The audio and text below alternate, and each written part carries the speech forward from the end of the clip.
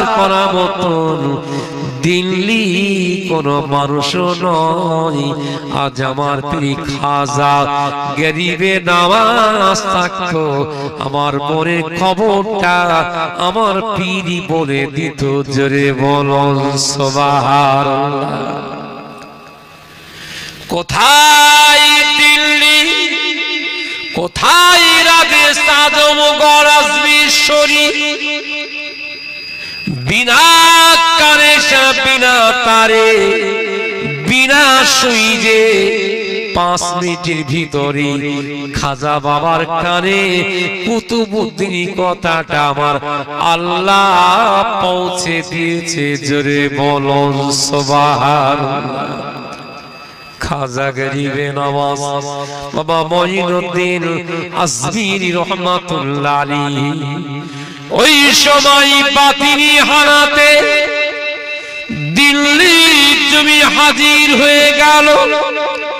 तमाम दिल्ली লিডার ক্যাডারেরা আওয়াজ করে তারা বললে, ও মুসলমানদের ফকির খাজা গরিবে নওয়াজ, তুমি যে ভক্ত মুরিদান রেখে গেছো, অবৈধ কাজে তোমার মুরি লিপ্ত হয়ে গেছে।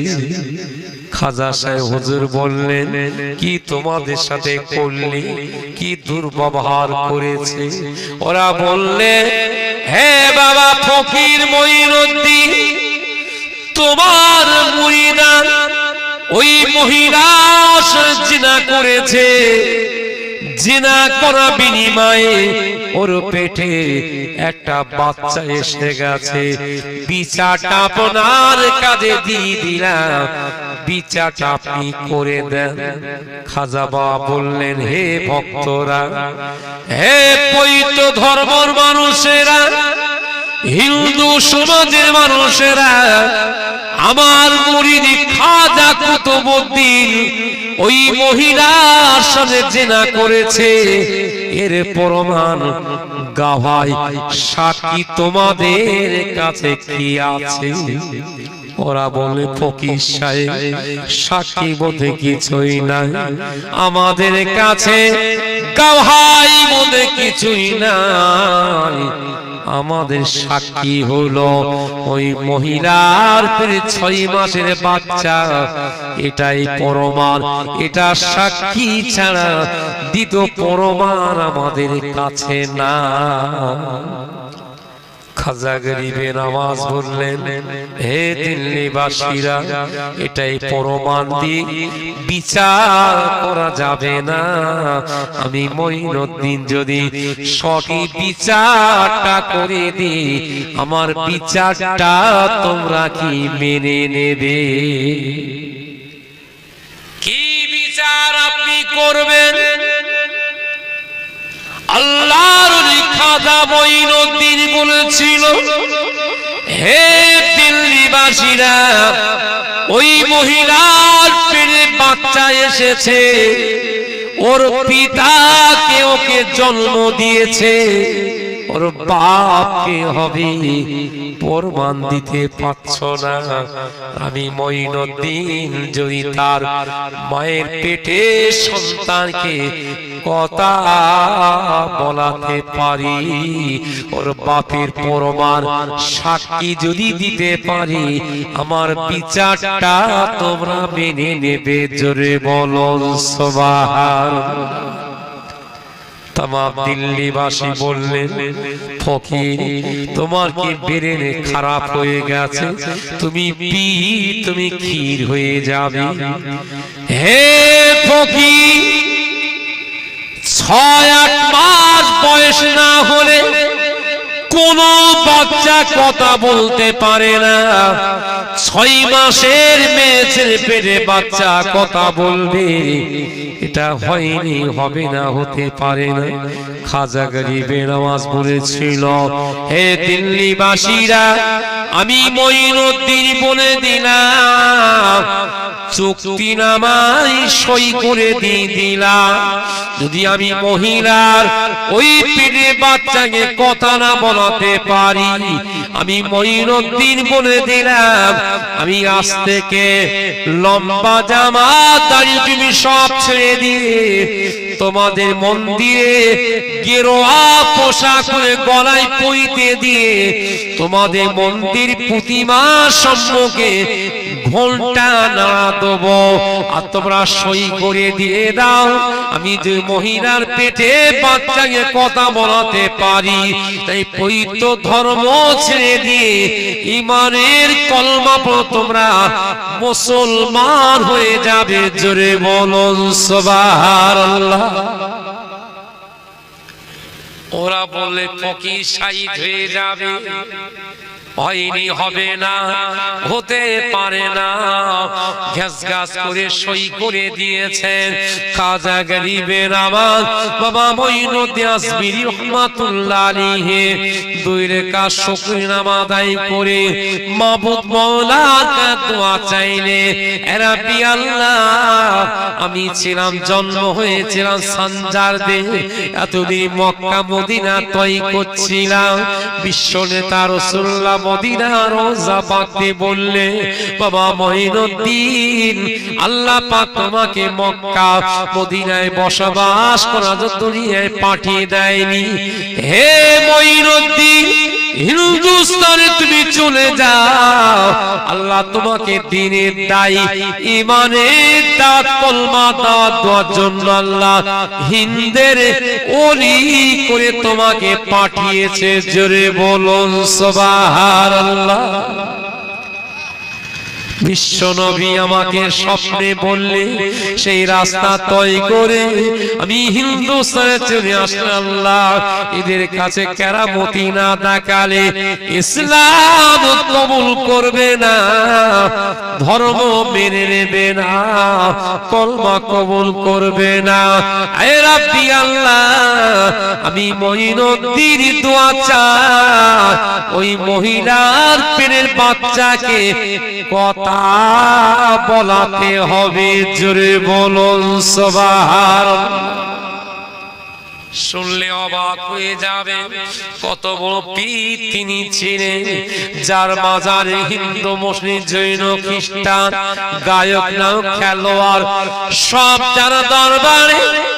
ও ভাই জানেরা, বড় তোমার আমাদের দেশের 16 প্রধানমন্ত্রী আমাদের মোদি সাহেব, তিনি পর্যন্ত লম্বা টুপি মাথায় দিয়ে পায়জামা পাঞ্জাবি পরে বিশ্ব হিন্দু পরিষদ দলকে সাথে করে নিয়ে মুসলমানদের ফকিরের কাছে গিয়ে বলল, ওগো হিন্দের উনি মঈনুদ্দিন, আমি চায়ের দোকান চালিয়ে জীবন কাটাই, ইলেকশনে দাঁড়িয়েছি, আজ দিল্লি গদি দখল করতে পারি, তোমার মাজারে মাথা নত করতে এসেছি, তোমাকে ভিক্ষা চাইতে এসেছি।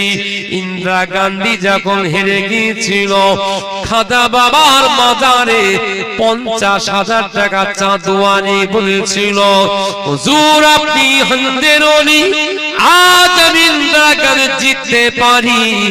তারকর পাহাড়ে কারেন্ট নাই, অন্ধমান জীবন কাটা, হনুমান বলল সেটা রয়েছে, আমি কদিন দখল করতে পারি। তারাগণ পাহাড়ে কারেন্টের ব্যবস্থা করে দিয়ে দেব। ইন্দিরা গান্ধী আপনাকে বিপুল ভোটে জয়লাভ করেছিলেন, তারাগড় পাহাড়ে কারেন্ট তুলে দিল, ইন্দিরা গান্ধী গুলিকে শেষ হয়ে গেল, তার বেটা রাজীব গান্ধী ভোটে দাঁড়ালো।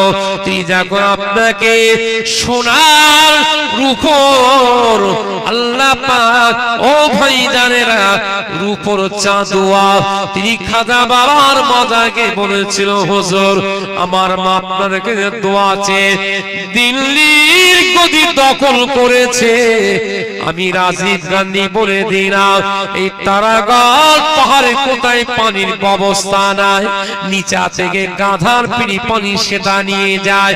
আমি দিল্লির গদি দখল করতে পারলে ওই তারাগড় পাহাড়ে পানির ব্যবস্থাটা করে দেব।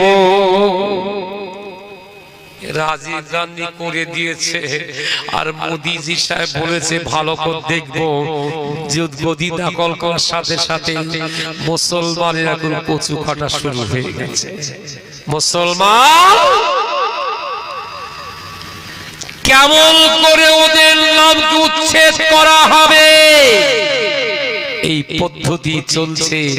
মুসলমানের ফকিরের কাছে দোয়া চেয়েছে, আল্লাহ নিশ্চয় তাকে ধ্বংস করি, আল্লাহ জাহান্নামের টাট গড়ায় যেন আগামী দিনে পৌঁছে দেয়। জোরে বল আল্লাহুম্মা আমিন, জোরে বল আল্লাহুম্মা আমিন। আমি কোন পার্টির ক্যাম্পেইন করতে আসি নাই, আমার জাতের কথা বলতে এসেছি। ওই সময় খাজা গরিবে নওয়াজ বাবা মঈনুদ্দিন আজমির রহমাতুল্লাহ আলাইহি হুজুর জাকে দাঁড়িয়ে গেল। ও পাপী ভাঙল ভাই জানেরা, এক বাকি তিনি বললে আল্লাহ পাক গায়বে আওয়াজে বলেছে, নবীরা দেখায় মুজিজা, নবীদের কাছে আসে ওহী, হাক্কানে পিতারা দেখায় কেরামতি, তাদের কাছে আল্লাহর তরফে রিপোর্ট আসে, তাকে ইহলাম বলা হয়। আল্লাহর সাথে খাজা বাবা ইহলামের মারফতে কথা বলছে, হে রব্বি আল্লাহ, আমি মহিলার দোয়া চাই, ওই মহিলার পেটে বাচ্চাকে কথা বলাতে হবে। আল্লাহ আওয়াজ করে বলো, মঈনুদ্দিন এটা হয়নি, হবে না, হতে পারে না। খাজা বাবা বল, আল্লাহ কেন হবে না? নবী আদি পিতা আদম আলাইহিস সালাম থেকে ঈসা রুহুল্লাহ পর্যন্ত तमाम নবীর উম্মত কবরে চলে গেল, সকল পচে গেল, গলে গেল, হাড্ডিগুলো মাটির সাথে মিলে গেল। কিয়ামতে হাসরে ময়দান আপনি কোন ফায়াকুল বলার সাথে সাথে হাসরে ময়দানে কোটি কোটি বেটা মেয়ে ছেলে ওই কবরে জিন্দা হয়ে উঠবে। আল্লাহ তাদের নিশানা নাই, ঠিকানা, তাদের যদি জিন্দা কোটাতে পারেন, ওই মহিলার পেটের বাচ্চাকে কেন কথা বলবে না? আল্লাহ সেদিন যে হাসরের ময়দানে কবরে জিন্দা উঠতে পারে, তার মহিলার পেটে 6 মাসের বাচ্চা ও কেন কথা বলবে না? আল্লাহ আপনার নবী হযরতে ঈসা আলাইহিস সালাম বিনা বাপে বিনা পয়দাশিতে মা আপনাকে মারিয়ামের পেটে পাঠিয়ে দিয়েছিলেন। মা মারিয়াম জঙ্গলে তিনি প্রসাব করলেন, নবী আপনাকে ঈসাকে দেখে মারে কলিজা জুড়িয়ে গেল, বলতেন আমায় দিন মন চাইছে না। মা মারিয়াম একবারকে কাঁদছে, আল্লাহ এই সোনার বেটাটাকে জঙ্গলে কেমন ফেলে যাব, জীব জানোয়ার গালে কেমন করে দিয়ে দেব? এই কলিজার আমার মন যার নবী ইউসুফকে দেখে, হযরত ঈসাকে দেখে মারিয়াম পাগল হয়ে গেলাম। আল্লাহ বলেছিল, হে বান্দি মারিয়াম, মারিয়াম মারিয়াম, তুই কাঁদবি না, ব্যথা নিবি না মারিয়াম, আমি আল্লাহ তোকে বাচ্চার জন্মের পরিচয় জিজ্ঞাসা করি, ওর বাপের পরিচয় জিজ্ঞাসা করে, তুই কর্ণপাত করবি না, কথা বলবি না, তোর বেটাকে দেখিয়ে দিবি আমি আল্লাহ। আমার নবী ঈসা রুহুল্লাহ জবানটাকে আমি আল্লাহ খুলে দেব। জোরে বলুন সুবহানাল্লাহ। তুই চিন্তা করবি না, আমার নবী ঈসাকে নিয়ে ঘরে যা। মা মারিয়াম আলাইহিস সালাম বাচ্চাকে ঘরে এসেছে, মহল্লার মানুষ ঘিরে ধরেছে, মারিয়াম দোলনায় তাকে শুইয়ে দিয়েছেন। দেশের বেটা ছেলে মেয়ে এসে বললে, হে মারিয়াম এখনো সময় রয়েছে, কার সাথে অবৈধ জেনায় লিপ্ত হয়ে ছালিস প্রমাণটা দিয়ে দে, তার সাথে নিকাহ দুরস্ত করে দেয়া হবে, স্বামী রূপে পেয়ে যাবি বেটা, আর জারত হবে না, অবৈধ হবে না, নেক আওলাদের সন্তান হয়ে যাবে। মা মারিয়াম আলাইহিস সালাম কোনো কথা বলেনি, চুপ মেরে বসে আছেন। ওই সময় বারবার খেঁচাচ্ছে, ওই সময় মারিয়াম আলাইহিস সালাম আল্লাহর বান্দী মারিয়াম বলেছিল, হে দিলবাজি বেটা মেয়ে ছেলে, আমাকে অপবাদ দিও না, কটু ভাষা বলো না, তহমত দিও না, আমি কারো সাথে জিনা করি না, অবৈধ গুনার কাজে লিপ্ত হই না।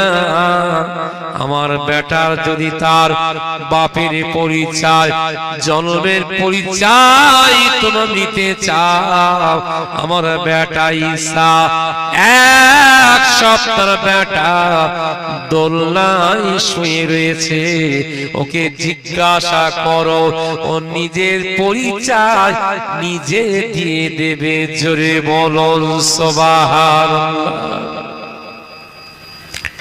দেশের বেটা ছেলে মেয়ে ছেলে মারিয়ামকে, হে মারিয়াম তোমার কি ব্রেন খারাপ হয়ে গেছে?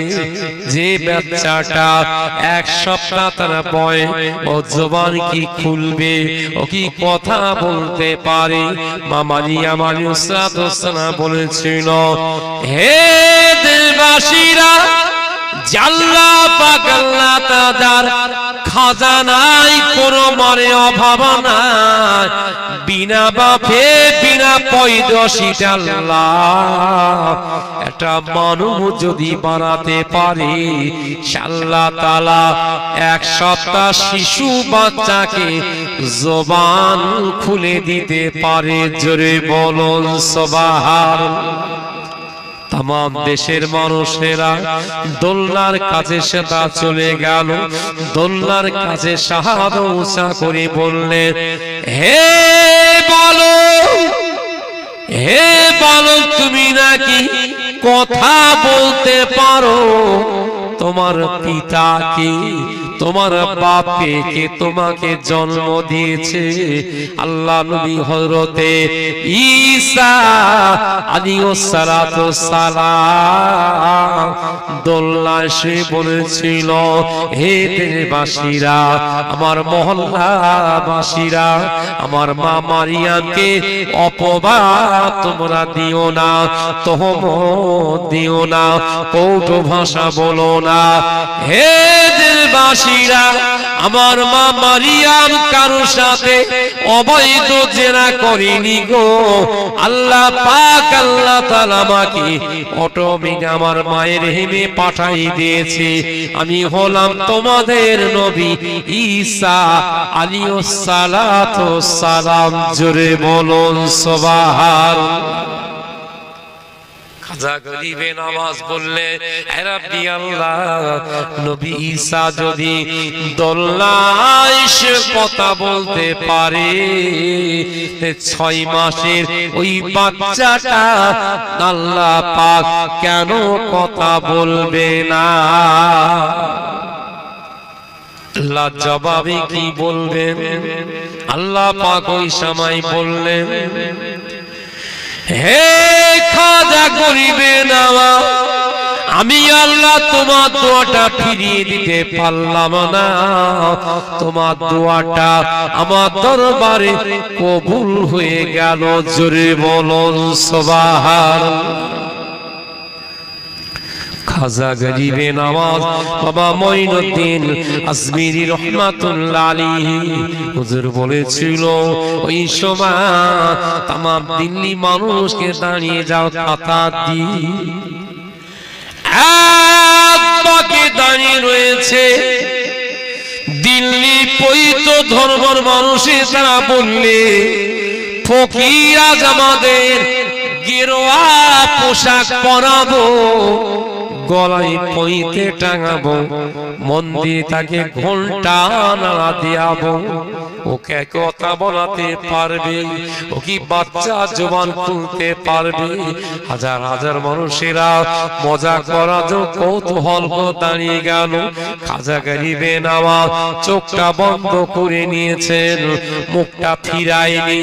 মহিলা অহিতা করা দেহ ব্যবসা ক্রমে ছেড়ে দিকে একটা বার তাকায় দেখলেন না।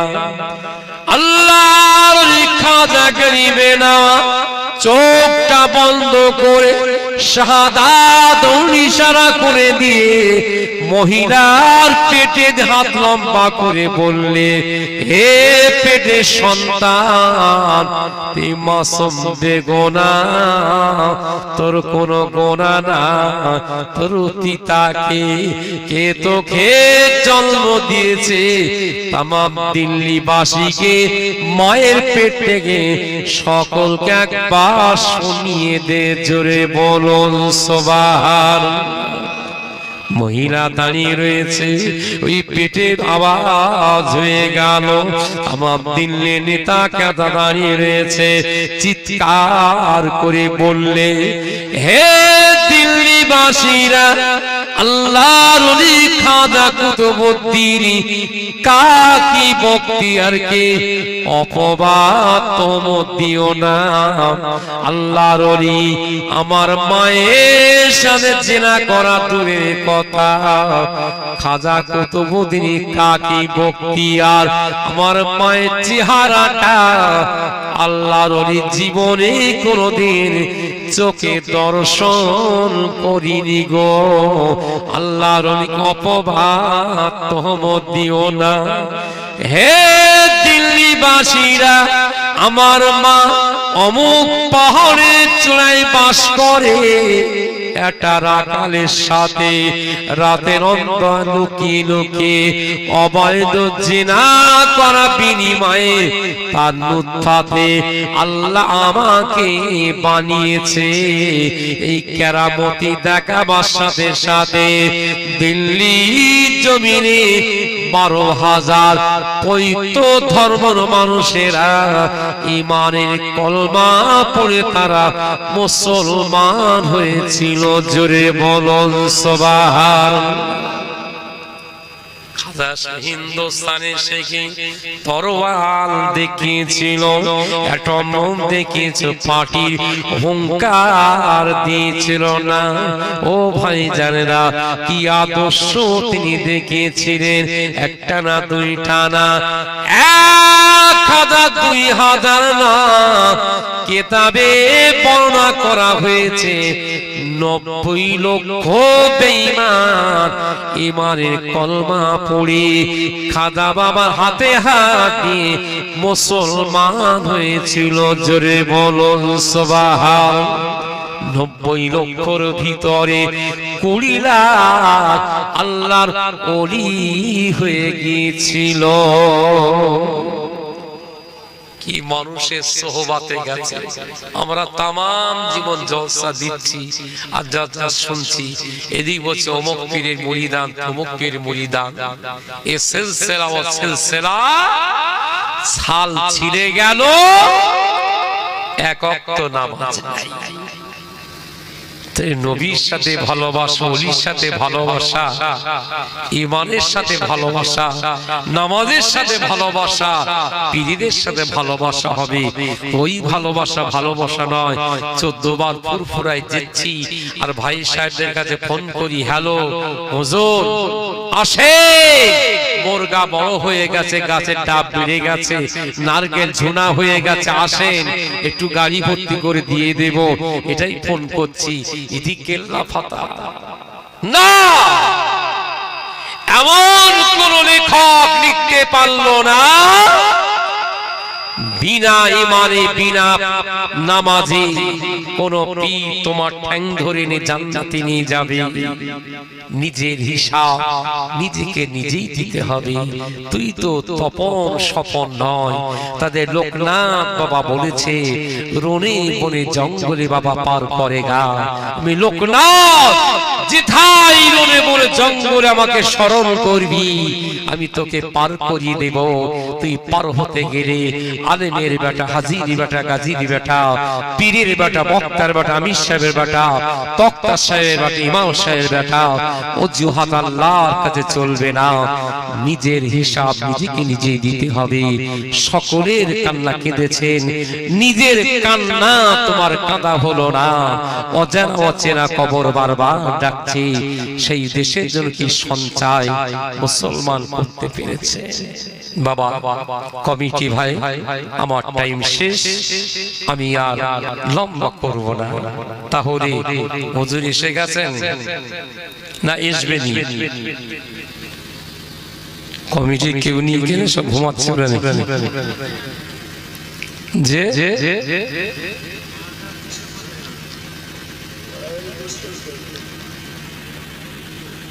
তারা এখন চিন্তা ভাবনা করছে কোথা কি দিন ঘুমাচ্ছে।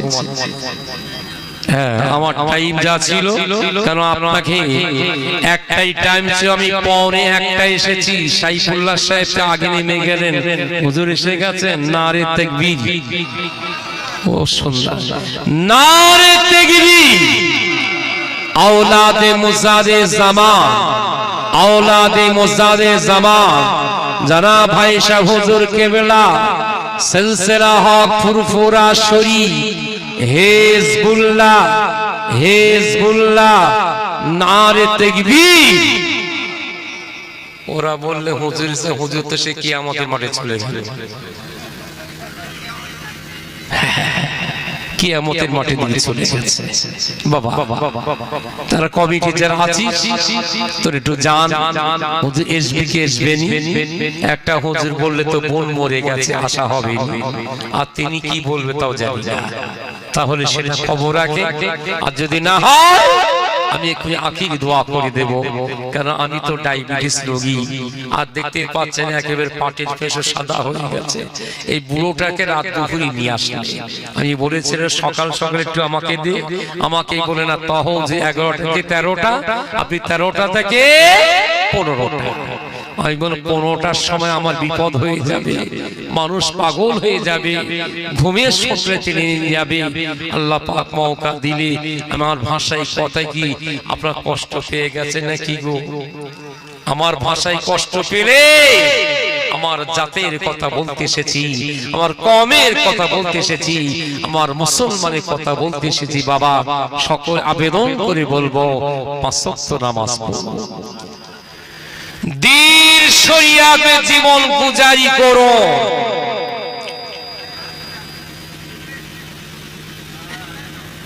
আল্লাহর রাস্তে সকলকে বলবো, আমার বন্ধু গরেরা, আমার ভাই জানেরা, আমাদের জলসা যিনি কেশিয়া খিতাকাঙ্ক্ষী সেক্রেটারি সাহেব, আপনি মঞ্চে চলে আসুন, আমি বিদায় নিচ্ছি। আমার পর কাকে ওঠাবেন আপনারা নিযুক্ত করুন, রুজুকের করে কালমা লা ইলাহা ইল্লাল্লাহ।